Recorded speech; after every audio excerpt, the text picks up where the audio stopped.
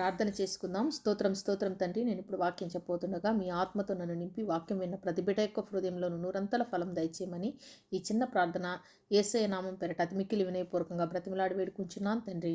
Amen. ఈరోజు మనము ప్రకటన గ్రంథము 16వ అధ్యాయము 12 నుంచి చివరి వరకు ధ్యానించుకుందాం. 6వ దూత తన పాత్రను యూఫ్రటీసు అను మహానది మీద కుమ్మరింపగా తూర్పు నుండి వచ్చి రాజులకు మార్గము సిద్ధపరచబడినట్లు దాని నీళ్లు ఎండిపోయెను. ప్రభు ఎందుకు ఈ యూఫ్రటీస్ అనే మహానదిని పరిగణలోకి తెచ్చారంటే, నేను ఈ సమయంలో ప్రపంచంలోని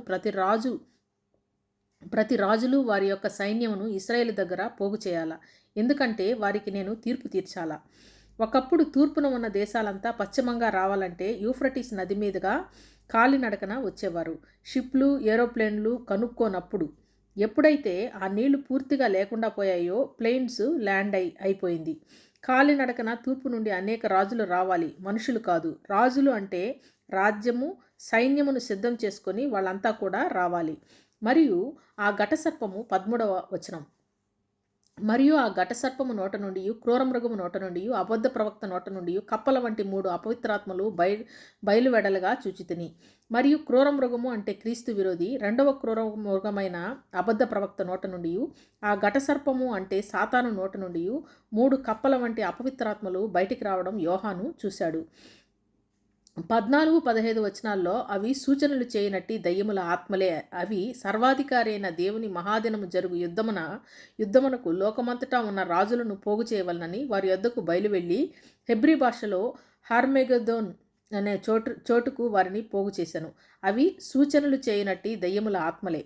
కాబట్టి పడిపోయిన సాతానుకు ఇంకా భూమి మీద కొంచెం శక్తి ఉన్నది. దేవుడు అనుమతిస్తేనే అవి చేయగలుగుతున్నాయి.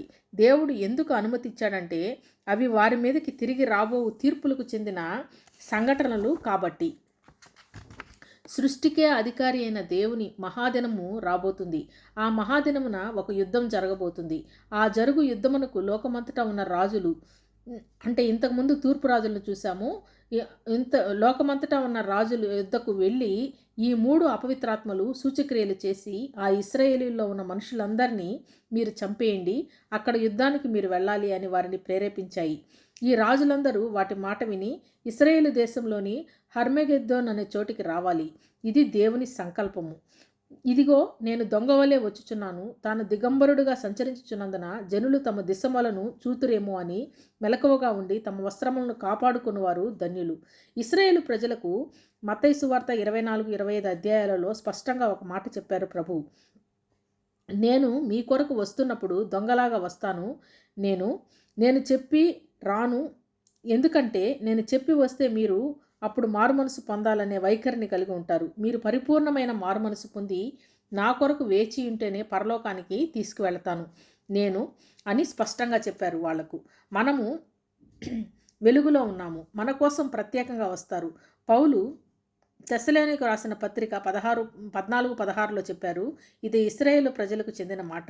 దిగంబరుడు దిశమల బయటకు కొనువాడు అంటే పాపములో ఉన్నవాడు మెలకువగా ఉండి తమ వస్త్రములను కాపాడుకుంటే, విశ్వాసంలోకి వస్తే వారు ధన్యులవుతారు. ఒక్క దినములో దేశమంతా కూడా దేవుని కొరకు మార్పు చెందబోతున్నారు. ఇది ఇశ్రాయేలు ప్రజల భవిష్యత్తు. 7వ దూత తన పాత్రను వాయుమండలం మీద కుమ్మరింపగా సమాప్తమైనదని చెప్పుచున్న ఒక గొప్ప స్వరము గర్భాలయంలో ఉన్న సింహాసనం నుండి వచ్చెను. ఆలయంలో ఉన్న గర్భాలయంలో అంటే అతి పరిశుద్ధ స్థలంలో నుండి సమాప్తమైనది అని చెప్పిన మాట యేసుక్రీస్తు ప్రభు శిలువ మీద చెప్పిన మాట. ఎప్పుడైతే సాతానును, మరణాన్ని, పాపమును జయించాడో ప్రభు సమాప్తమైనదని చెప్పారు. అంటే భూమి ఆకాశాలు గతించిపోయే స్థితిగా వచ్చేసింది. ఇంకా ప్రపంచంలోని అన్ని తీర్పులు అయిపోయాయి, ఇక సమాప్తమైనదని చెప్పి ఆ అతి పరిశుద్ధ స్థలంలో నుండి ఆఖరి ప్రకటన చేశారు. అప్పుడు మెరుపులు, ధ్వనులు, ఉరుములు పుట్టెను. పెద్ద భూకంపము కలిగెను. మనుషులు భూమి మీద పుట్టినది మొదలుకొని అట్టి మహాభూకంపము కలుగలేదు. అది అంత గొప్పది. అంటే అట్టి భూకంపము ఇప్పటికి కలుగలేదు, ఇక కలగదు అని అర్థం. ప్రసిద్ధమైన మహాపట్నము 3 భాగములాయను. ప్రసిద్ధమైన మహాపట్నము 3 భాగములాయెను. అన్ని జనుల పట్టణము కూలిపోయెను. తన తీక్షణమైన ఉగ్రతను మద్యము గల పాత్రను మహాబబులోనుకు ఇయ్యవలెనని దానిని దేవుని సముఖమందు జ్ఞాపకం చేసిరి. భూకంపం వచ్చినప్పుడు భూమి మార్పు చెందుతుంది. ప్రసిద్ధమైన పట్టణము అంటే యెరూషలేము 3వ భాగం అవుతుంది. యెరూషలేము 3 భాగములవుతుంది. అన్ని జనులు పట్టణములు మొత్తం కూలిపోయి ఎవరు జ్ఞాపకం చేసినదే రాయబడలేదు. అన్ని జనుల పట్టణములు మొత్తం కూలిపోయాయి, ఎవరు జ్ఞాపకం చేసినది రాయబడలేదు. ఇంతకుముందు బలిపీఠం చెప్పింది, అక్కడ ఉన్న దేవదూతలు చెప్పారు అని ఉంది. ఇక్కడ వచ్చేసరికి పరలోకంలో ఉన్న అందరూ చెప్తున్నారు, దేవా నీవు మహాబబులోనుకు మాత్రం శిక్ష ఇవ్వాలి అని దేవుని సముఖమనందు జ్ఞాపకం చేసిరి. దేవుని సముఖంలో అప్పుడు మనము ఉన్నాము. 144,000 మంది ఉన్నారు. 24 పెద్దలు ఉన్నారు. 4 జీవులు ఉన్నారు. కోటాను కోట్ల దేవదూతలు ఉన్నారు. త్వరగా ఎత్తబడి క్రీస్తు విరోధిని జయించిన వారు ఉన్నారు. అందరూ కూడా ఏమి చెప్తున్నారంటే, తమ తీక్షణమైన ఉగ్రతను మద్యము గల పాత్రను మహాబబులోనుకు ఇవ్వలనని దానిని దేవుని సముఖమందు జ్ఞాపకం చేసిరి. ప్రతి ద్వీపము పారిపోయేను, పర్వతము కనబడకపోయేను. అంటే మహా భూకంపము రావడం వలన ద్వీపములు పర్వతములు కనబడకుండా పోయాయి. 5 మణుగుల బరువు గల పెద్ద వడగండ్లు ఆకాశం నుండి మనుషుల మీద పడెను. ఆ వడగండ్ల దెబ్బ మిక్కిలి గొప్పదైనందున మనుషులు ఆ దెబ్బను బట్టి దేవుణ్ణి దూషించిరి.